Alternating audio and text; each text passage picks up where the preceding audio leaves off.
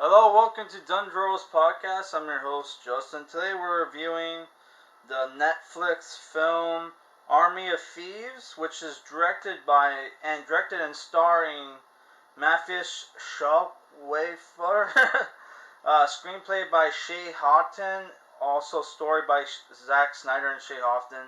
Based on characters by Zack Snyder, starring Dieter Wulick, or Sebastian as he's mostly called in the film, as Matthias Schweighöfer, Gwendoline as Nathalie Emmanuel as Gwendoline, Ruby O'Fee as Corina, Stuart Martin as Brad Cage, yes, Gus Kahn as Rolf, Jonathan Cohen as Delqua, Naomi Nakai as Beatrix, Christian Staler as Hans Wagner, who I think that's the guy. I think this actor played the guy who invented time travel in the German Netflix show Dark, right? I could be wrong, but I looked like him. Dan Bradford as Big Tough Guy. And that's pretty much it. There was a security guard in the film that looked like somebody in old man makeup, which I thought would have been Zack Snyder, but I'm not 100% sure, right? So the movie is about the locksmith character, the safecracker from the previous film, Army of Thieves, which this is a prequel to that, because obviously if you've seen that movie, you know what happens to him at the end of the film, right? So the movie takes place in Germany, or at least mostly in Europe. It starts off in Germany, where Matthias' character Sebastian, who Ludwig Dieter was like a character he made up from his childhood comic book, right? That he named himself after in the Army of the Dead. He's like this guy who's obsessed with safe cracking. He has a YouTube channel where he has like next to no views, kind of like mine. Who makes videos talking about safe cracking, talking about this famous safe cracker Hans Wagner, right? Who designed these four safes after the Richard Wagner's opera, the Ring Cycle, which is like German Norse mythology story that inspired the Lord of the Rings, right? And there's even a really crappy movie from 2004 that you can watch if you want to know that story, right? So like he puts up a YouTube video, right?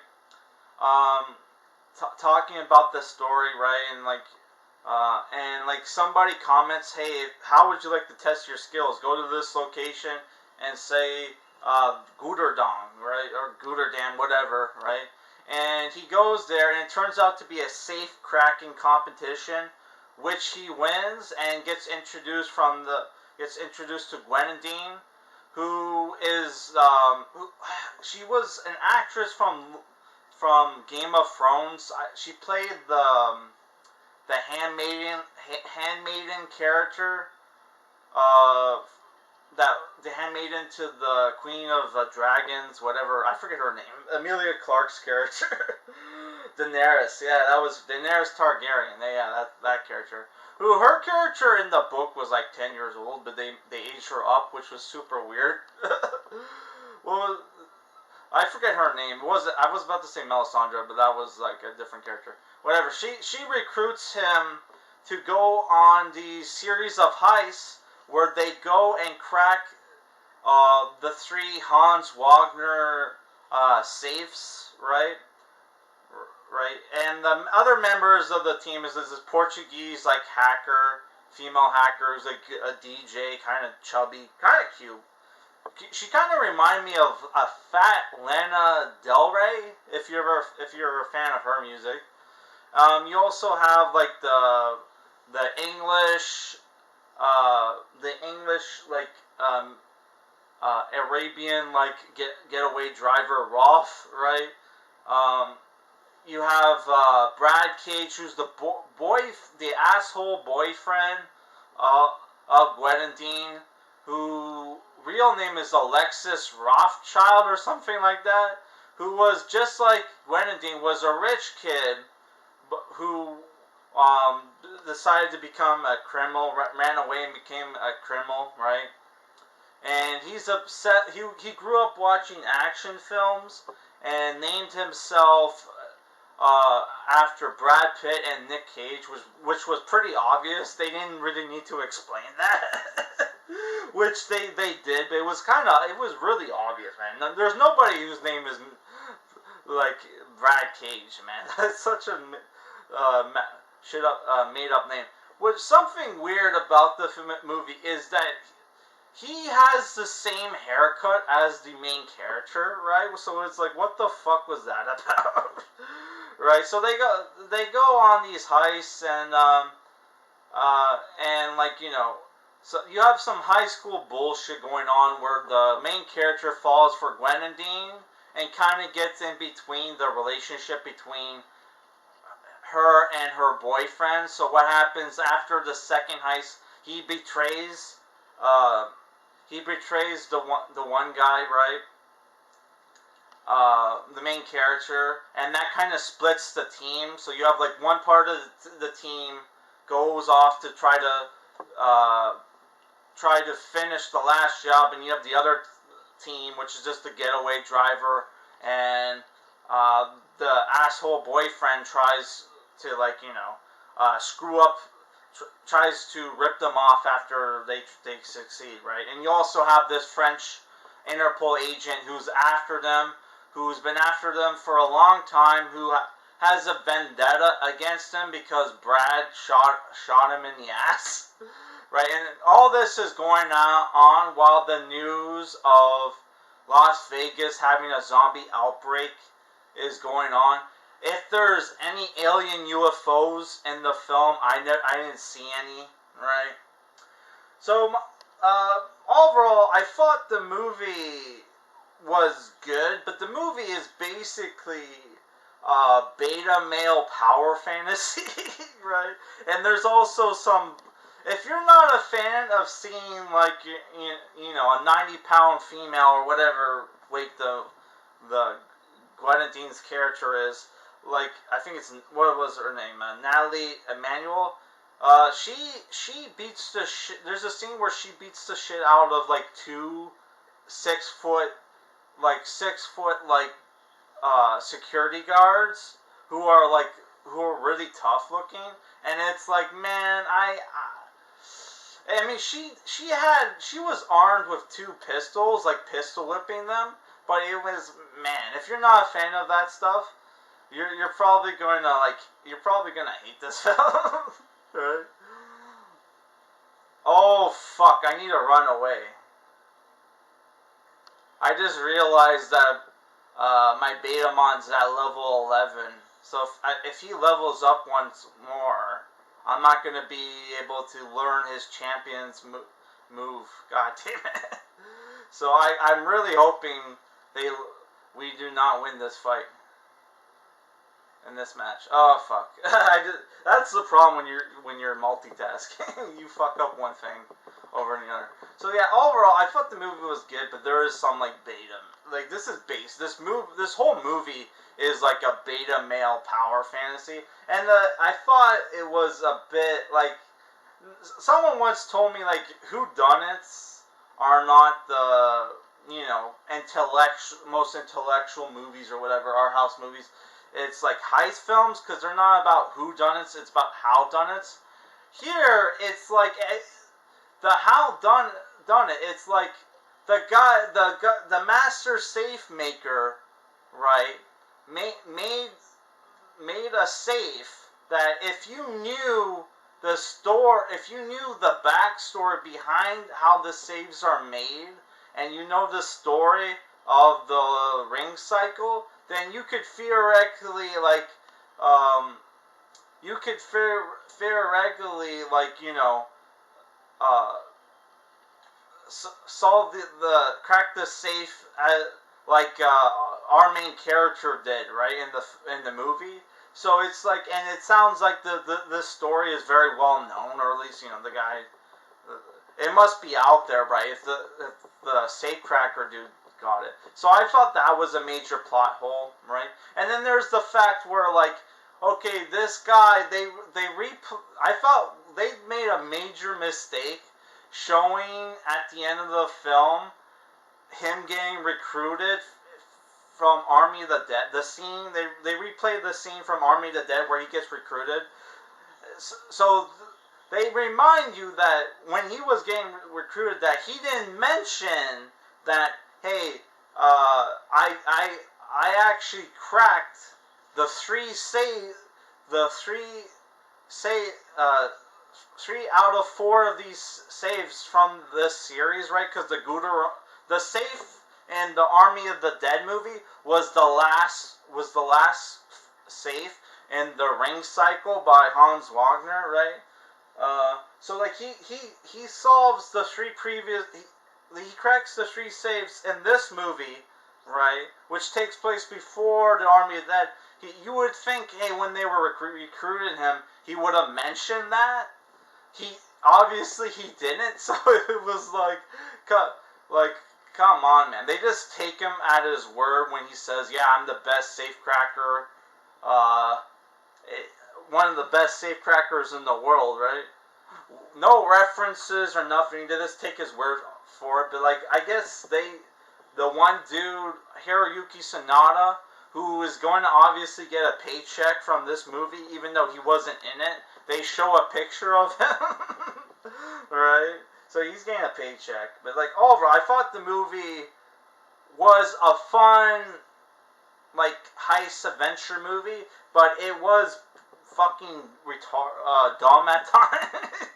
Dumb at times, but overall, it was a fun movie. I would get a 6.5 out of 10. But like, yeah, it is a beta male power fantasy. So like, yeah, they make the alpha male character in the movie, Brad Cage, seem like a dumbass petty person, right?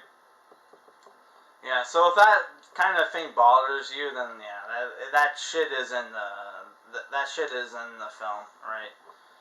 Yeah, and also you have like female power empowerment in the movie as well, because like the one hot chick in the film just happens to also be a badass, right? When her, yeah. Also, the movie's called Army of Thieves, but there's only like 5 people on the team, so it's like, what a dumb name for a movie. The name for the movie sounds so dumb, right? Oh, what bullshit is this? Oh, it's just an energy bug. I could give a shit. Yeah. So yeah, I thought that was dumb. Oh, if anybody's wondering, is there any zombies in the movie? They mention, like, the main character is watching TV, and they show what's going on in Las Vegas, and he also has recurring nightmares of him cracking, like, recurring nightmares of him like getting attacked by zombies, including one where he's like solving, like, he's trying to crack a safe while like an army of the dead are about to attack him. So it's obviously like, kind of like hinting at his fate from Army of the Dead. And like he tells this to the 2 girls in the movie, and the one Portuguese girl is like, yeah, I think it's a prophecy. You're gonna die. Which makes you think, okay, why the hell would he try to like do that when he probably knows, oh, I'm probably gonna die if I go to Las Vegas? Well, they answered that by saying, by the whole thing where he wants to crack the last remaining safe, the Goddardang, and was like the other girl in the movie also wanted to do that, but she gets, whatever happens to her in the film, which I'm not going to spoil that. But overall, like I said, the movie is a decent movie, and if you have Netflix, it's worth watching. Yeah, so it's like, I would give it a 6.5 out of 10. Though the movie is like 2 hours long, and Like, I, like, oh, I need to run away from this fight, too. I just noticed that. Yeah, so, like, I don't know. If you're a fan of, like, heist movies, I don't know, check it out. But, like, our heist, I totally forget. Our heist movies usually 2 hours. No wonder fucking Zack Snyder called this a Snyderverse movie. They can't make a movie less than, like, 2 hours long? God damn. Right? Which, how is this a Snyderverse movie if he didn't direct it? Oh, I fucking hate Zack Snyder sometimes, man. It's like, god damn it. I already made a video talking about him trying to appropriate the Snyderverse name just because his last name is in it. Dude, that shit is about the DC movies you fucking directed, not the fucking, your fucking, like, movies that, your original movies that nobody fucking likes. Nobody likes Sucker Punch. Nobody. Who the fuck liked Army of the Dead? I only watched this movie because I felt like I had to review it because, I reviewed Army of the Dead, which is a decent movie, but I fucking hated it. Yeah. So, I don't know. Maybe fucking the hacks at Red Letter Media will review this movie and will spot the UFOs for us, right? Yeah. So that's it for this review, guys. I don't know if I'm going to review that Seance movie, like I said I would. I watched, like, the first 6 minutes, and it sucked. But, yeah. So, this weekend, if we don't finish, Digimon Tamers, we'll review the Digimon movie, I forget what it's called, Type X Evolution. Turns out it's still on fucking YouTube. Which I was totally surprised about that. Like, holy fuck, it's still up. Oh my god. And it's like English subtitle. Yeah, I think I first watched it raw, I think. I can't remember. I think I did. I can't remember. Yeah. So yeah, I'm gonna watch that. Yeah. And, also, if you're a fan of Digimon, I have a friend on YouTube, Kevin Street, who's currently reviewing the Digimon Ghost game anime, and he's going to do a review for episode 4, which is the Halloween special, which aired on Sunday, by the way, which I watched, and I thought it was good. They kept doing the thing where they have a fight, and it was super short, which it's like, okay, they're fighting in Ultimate now, and you would think that the fight would have been, like, pretty epic, or, decent length, but, like, literally, like, Beetle Gamamon, which is the Digivolve form of Gamamon, one-shots him, and the guy immediately gives up. From, like, one attack from, like, a champion Digimon, when he's, like, an ultimate. It's like, what the fuck, dude? Well, overall, I thought that episode was great, but I was like, what the fuck was that shit? Yeah, so that's it for this review, guys. Peace.